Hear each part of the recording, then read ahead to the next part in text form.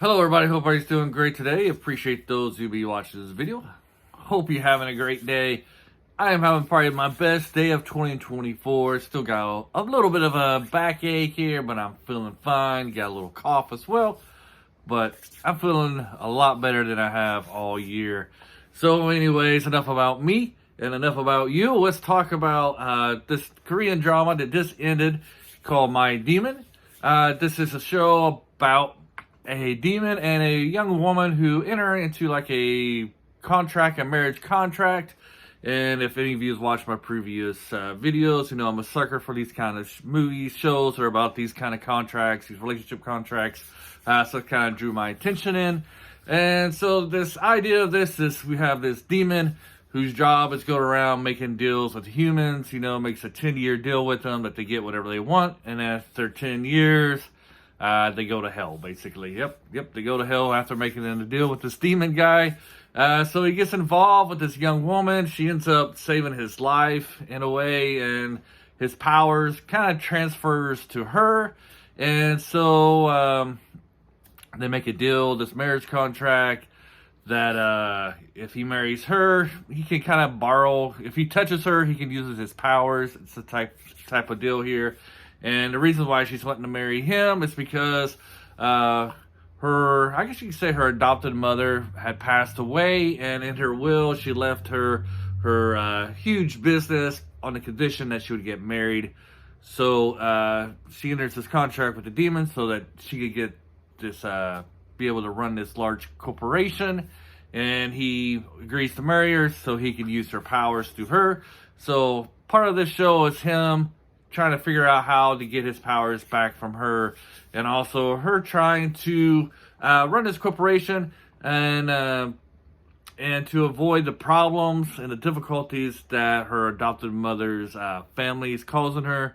Her adopted mother had other children, and they were very disappointed that they didn't inherit this large business. So you got that kind of dynamic, that kind of like politics within a business, fighting over this power to run this huge corporation. You also got this little mystery about how did this demon, become a demon. We find out that he wasn't always a demon, he was once just a human. So we get a little bit of backstory on that. And then we also get a little bit of backstory about how her adopted mother ended up adopting her, and their relationship and how they formed this close bond. And if there was any treachery behind that, might be a little bit of a spoiler in that last statement. Overall, I felt like the writing was very good, as long as they didn't get too deep. Once they start trying to get deep into like the purpose of the demon, him going around there, getting souls and sending them to hell, making contracts with them, that stuff didn't really make much sense, but they didn't really touch on it too deeply. And the more they try to get into his powers and why he exists, the more kind of like the show falters a little bit, because it doesn't really make much sense. The whole idea of we meet here a god, and put this in quotation here, God, and once they get into all the spiritual aspect, you kind of really see that this that part of the show, that part of the writing really is kind of weak, and probably need a little bit more fleshing out, a little bit more development. But it doesn't really go too far in that. I mean, it is one of the core storylines of it, and it probably is the weakest part of the story. But the other part that's really strong, in my opinion, is when it goes to like this power struggle of this corporation, and this family, her brothers and sisters, adopted brothers and sisters, trying to grab power from her and doing these, trying to cause harm and stuff like that. That's probably where this show is the strength.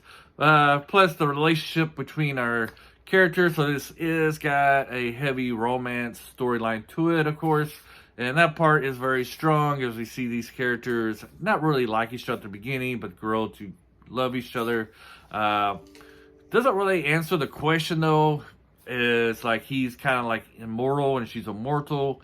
What's going to happen, 50 years from now when she's old and gray, and this guy's always young. And how's their relationship going to be? And how is he going to be when she eventually is going to die? I mean, it doesn't really touch upon that stuff,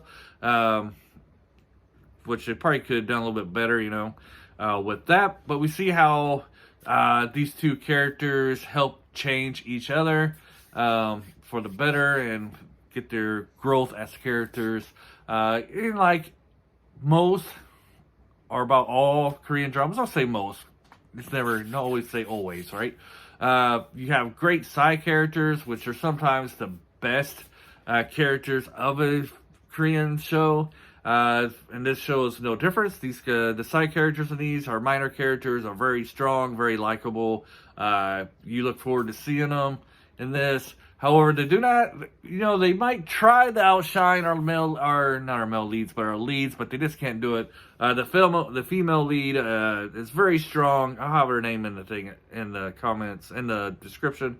But I've seen her in a few, not movies, but TV shows, and she's always like the highlight of the series. She's a very good actress, and she's always like the one that always stands out above the other actors in the series, and this is no different.